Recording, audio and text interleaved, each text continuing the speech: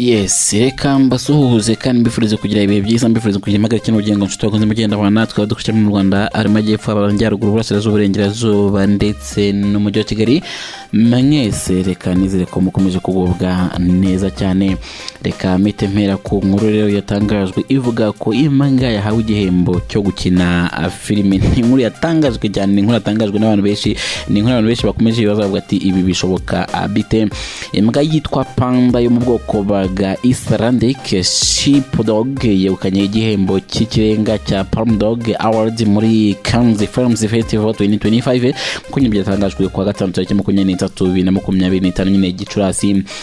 Panda yagaragaye muri filime yitwa The Love That Remains yakozwe n'umunya Iceland Hyrnol Palmason. Iyo filime ikomeye nyine inkuru y'abantu batanu barimo nyine na Panda.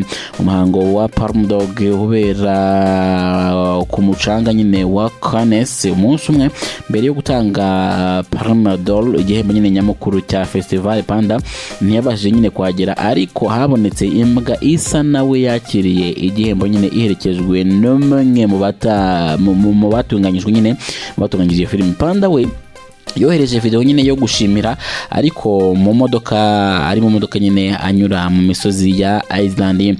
Igihembo cy'umwe kandi byari bifite umwihariko nyine kuko byari ku nshuro 25 bihabwa imbwa zagaragaye neza muri sinema. Toby Rose washinze iryo rushanwa yavuze ko intego ari ukwereka ko imbwa nyine zishobora kugira uruhare rukomeye mu buhanzi. Kayo nguko iyo nabwo iratambutse uko nuko byagenze by'imbwa yamaze guhabwa igihembo. Hanyuma tuvuye kuri iyo Mbwa Yahawe Igihembo, reka mpite nkubwira ko hari amafoto yakwirakwiye ku mbuga nkoranyambaga. Perezida Trump yaretse abanyamakuru ndetse kandi avuga ku bwicanyi bw'abazungu muri Afurika y'Epfo akomeje kurikoroza. Perezida Trump mu kubona na perezida wa Afurika y'Epfo Sinamapoza, Trump yerekanye inkuru ifite ishusho nyine y'imifuka y'imibiri yarimo gushyingurwa. Ngayo nguko tapfuye noneho ni mutabare. Hanyuma rero Trump yavuze ko iyo mibiri nyine ari y'abazungu bo muri Afurika y'Epfo biciwe muri iki gihugu kubera nyine irondaruho aho atati nyine no kubyita genocide. Iyo nkuru kandi iriho amashusho ndetse ya video nyine ya Reuters yafatiwe muri Repubulika ya Demokarasi ya Kongo nyine muri Gashyantare uyu mwaka wa 2025. Perezida wa Leta Zunze Ubumwe za Amerika Donald Trump yerekanye amashusho nyine ya video ya Reuters yafatiwe muri Repubulika ya Demokarasi ya Kongo mu rwego rwo kwerekana ibinyoma nyine ku wa gatatu nk'ikimenyetso cy'ubwicanyi bwibasiye imbaga y'Abanyafurika y'Epfo. Trump yaravuze ati abose ni abahinzi b'abazungu bashyingurwa. Mu by'ukuri iyi video yasohowe na Reuters ku tariki 3 Gashyantare yerekanaga nyine abakozi b'ubutabazi ba Red Cross bazamura imifuka nyine y'imibiri yiciwe mu ntambara yo gufata umuti wa Goma muri Kongo. Inyandiko ya blog Trump yeretse Ramaphosa mu nama ya White House yasohowe na America Thinkers ndetse ikinyamakuru cyo ku rubuga rwa internet rwita ku bitekerezo ku bijyanye n'amakimbirane ashingiye ku moko muri Afurika y'Epfo ndetse na Kongo. Kikaba cyarifashije iyi foto nyine ya Goma cyerekana nyine ibyabereye nyine igihe ingabo za Afurika y'Epfo zari zikiri mu rugamba na M23.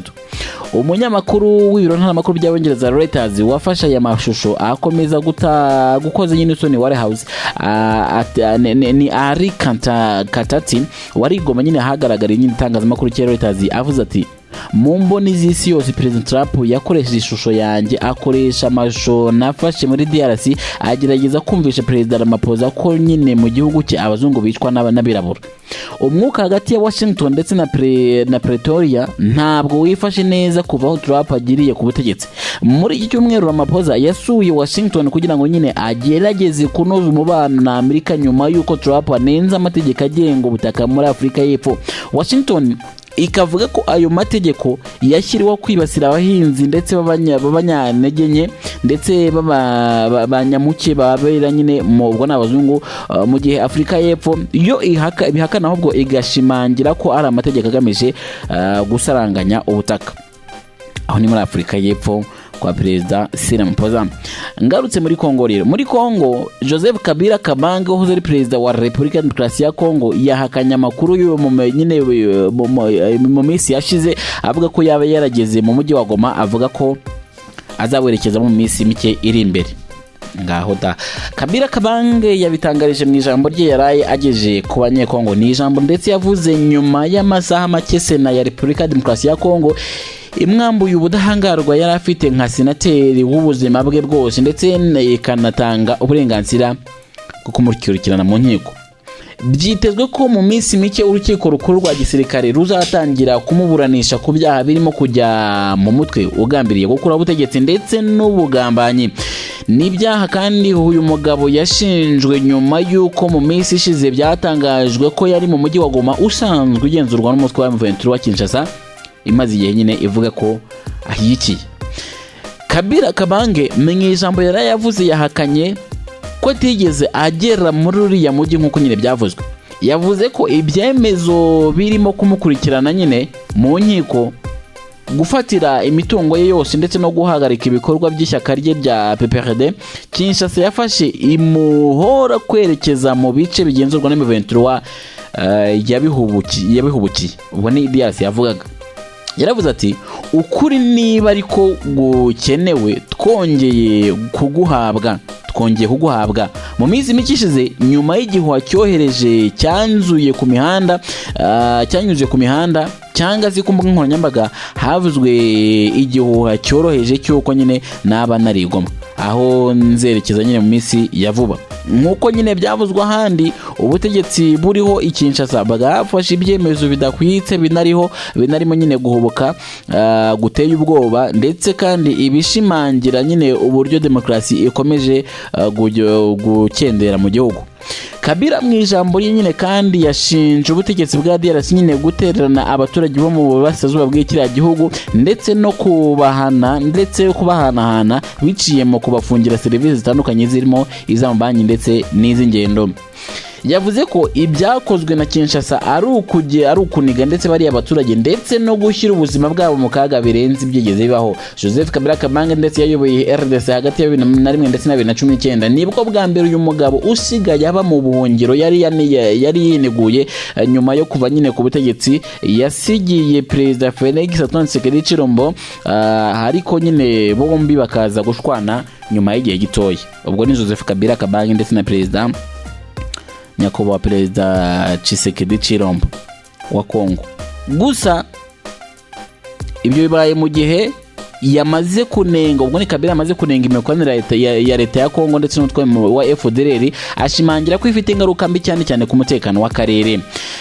Umugabo Kabila Kabange yanditse avuga ati ubutegetsi bwa Tshisekedi maze nyine bwaritabaje inyeshyamba zo mutwe wa FDLR ugizwe n'abiganjemo abagize uruhare muri jenoside yakorewe abatutsi ngo zimufashe guhangana n'umutwe wa 23 mu ntambara na Kinshasa.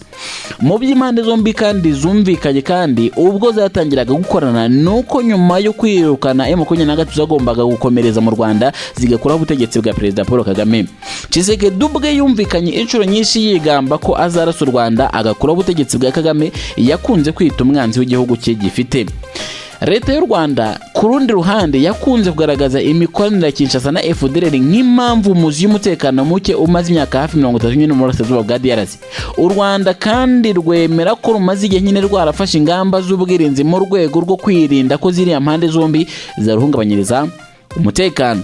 Joseph Kabila Kabange mu ijambo yarageje ku banyekongo nyuma y'imyaka myinshi aba mu buhungiro, yagaragaje ko Tshisekedi yakoze amahano yo kuvana RDC muri gahunda ebyiri z'ingenzi zari zigamije gutuma akarere nyine kagira amahoro ndetse n'ituze.